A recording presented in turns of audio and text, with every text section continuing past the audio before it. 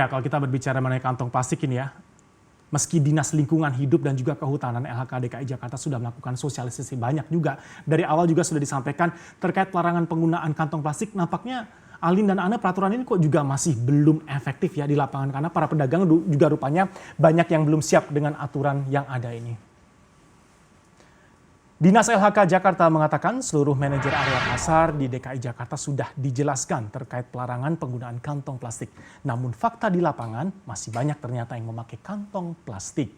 Hal ini karena para pedagang juga belum menyediakan pengganti. Meski demikian, pada evaluasi hari pertama pelaksanaannya, sebagian pedagang dan masyarakat sudah menaati peraturan larangan kantong plastik. Lebih lanjut, pihak Pemprov nantinya akan tetap turun tangan untuk mengawasi mal bahkan sampai ke pasar di tiap kota wilayah Provinsi DKI Jakarta.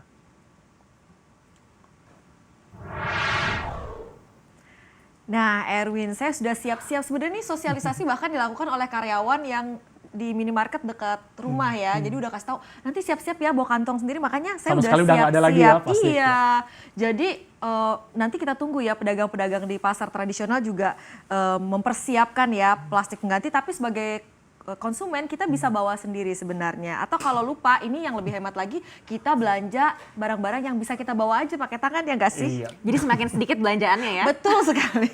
Bisa membantu lebih menghemat juga Ana dan juga Alin ya. Iya, ini saya juga punya loh. Kalau tas yang seperti ini nih, wow, setidaknya bisa mengurangi sampah plastik di DKI Jakarta. Kalau kita lihat dari data statistik tahun lalu, setiap hari produksi sampah di Jakarta itu dibuang ke Bantar Gebang dan 34%-nya merupakan sampah plastik. Jadi rata-rata total sampah harian di 2019 di Jakarta itu 7.702 ton. Kalau kira-kira tiap hari Jakarta mencetak sampah plastik lebih dari 2.600 ton. Gila banget ya. Gila ya, 34% ini gede juga kalau kita jumlahkan berapa kantong plastik yang terbuang di sana. Karena pekerjaan rumahnya sebenarnya bukan hanya di Jakarta saja kawan-kawannya, tapi memang seluruh Indonesia. Cuma yang jadi sorotan memang selalu ibu kota dan juga daerah kota-kota penyangga. Dan tahu nggak, kita ini ternyata dinobatkan sebagai penghasil sampah plastik terbesar kedua ke laut di dunia.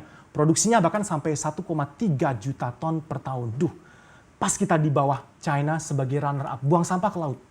Ya ampun, ini memang sudah waktunya, momentum ya memang ya untuk kita mengurangi penggunaan sampah plastik.